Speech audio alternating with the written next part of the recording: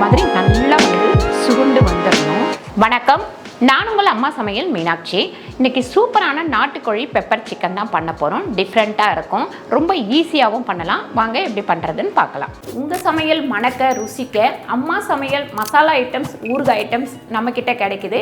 நீங்கள் கீழே வந்து நம்பர் கொடுக்குறேன், நம்பரில் காண்டாக்ட் பண்ணுங்கள். சோம்பு 1 ஸ்பூன், ஜீரகம் 1 ஸ்பூன், மிளகு ஒரு 2 ஸ்பூன்.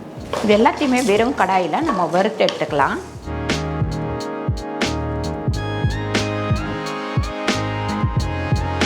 இப்போ நம்ம வறுத்த மசாலாவை மிக்ஸி ஜாரில் கொட்டி கொஞ்ச நேரம் ஆறுனதுக்கப்புறம் அரைச்சி எடுத்துக்கலாம்.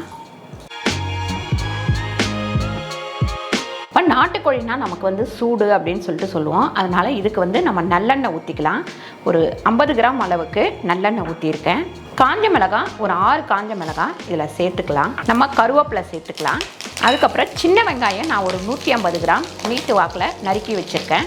அதையும் இதில் சேர்த்துப்போம்.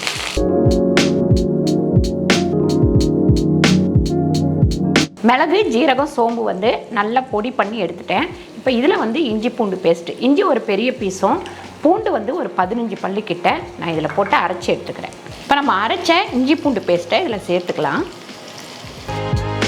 சிக்கன் வந்து கடையிலேயே நான் கட் பண்ணி எல்லாம் வாங்கிட்டு வந்துட்டேன். இங்கே பாருங்கள், நாட்டுக்கோழி மஞ்சள் போட்டு சுட்டு கொடுக்க சொன்னேன். ஒரு சிலர் தோல் உரிச்சிருவாங்க, தோல் உரிக்காமல் நான் வாங்கிட்டு வந்திருக்கேன். இப்போ இது வந்து இதில் போட்டுக்கலாம். நல்லா கொஞ்சம் பெரிய பெரிய பீஸாக கட் பண்ணி வாங்கிட்டு வந்திருக்கேன். இப்போ இதில் மஞ்சத்தூள் வந்து ஒரு 1/4 டீஸ்பூன் சேர்த்துக்கலாம். ஒரு 3/4 ஸ்பூன் அளவுக்கு நான் வந்து கல் உப்பு சேர்க்குறேன். 1 கப் அளவுக்கு நம்ம தண்ணி போட்டுக்கலாம். இப்போ இதை மூடி வச்சு ஒரு 15 நிமிஷம் வேகணும். நாட்டுக்கோழி வந்து வேகிறதுக்கு கொஞ்சம் லேட் ஆகும். அதனால் நடுப்புற நம்ம இதை ஓப்பன் பண்ணி கிண்டி விட்டுக்கலாம். இந்த மாதிரி ஒரு 10 நிமிஷம் நமக்கு வந்து நல்லா வெந்துருச்சு. இன்னும் ஒரு 5 நிமிஷம் கொஞ்சம் வந்து தண்ணி வற்றட்டும்.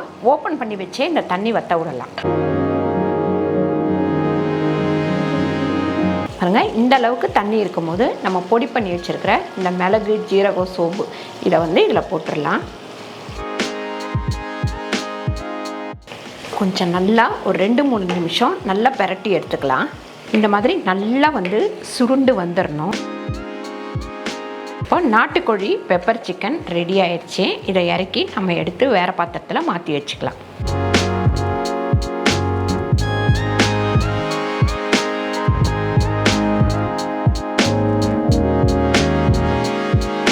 சூப்பராக நம்ம நாட்டுக்கோழி பெப்பர் சிக்கன் ரெடி ஆயிடுச்சு. நல்லா வந்து டேஸ்ட்டாக இருக்கும். கண்டிப்பாக நீங்கள் ட்ரை பண்ணி பாருங்கள். இந்த வீடியோ உங்களுக்கு பிடிச்சிருந்தால் லைக் பண்ணுங்கள், ஷேர் பண்ணுங்கள், சப்ஸ்கிரைப் பண்ணுங்கள், ஃபேஸ்புக்கில் ஷேர் பண்ணுங்கள், மறக்காமல் கமெண்ட் பண்ணுங்கள்.